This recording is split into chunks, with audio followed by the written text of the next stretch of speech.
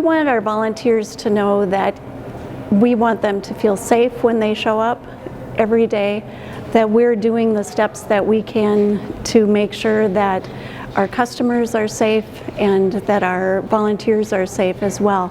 So we want to make sure that we don't have a whole bunch of people in the same room all at one time, and we're going to be having larger spaces between our customers, or between our volunteers, so we're practicing that social distancing.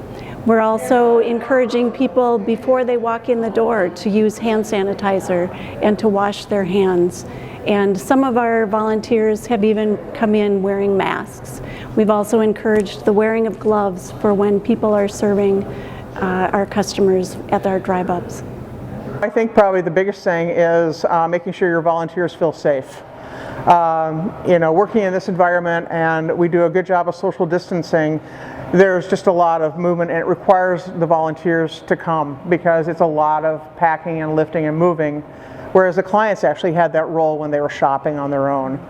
Well, our volunteers, some of our volunteers have chosen not to come in because they have their own concerns, and we completely honor that and support that, because we want them to stay safe and stay healthy.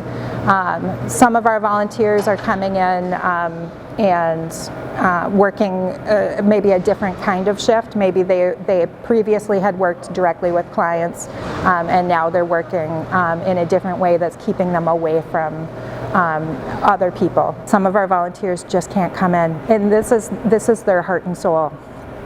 Some of our volunteers, we have over 100 volunteers who volunteer more than 100 hours a year. This is some of our volunteers, this is their second home, and so it's really hard for them to stay home. And so, but we totally support that, and we're also thankfully getting new families with kids who are home and trying to find out what to do with all this time they're at home, and so they can come and help fill that void for us. And then those volunteers that are this is so close to their heart, they'll be back. But in the meantime, we can really use those volunteers with the families and kids and get them in there to help us now. We're all in this together, and that's one thing that is really important to remember is we are here to serve because we love what we do, and what we do matters. So we just have to keep figuring out the best way to do it.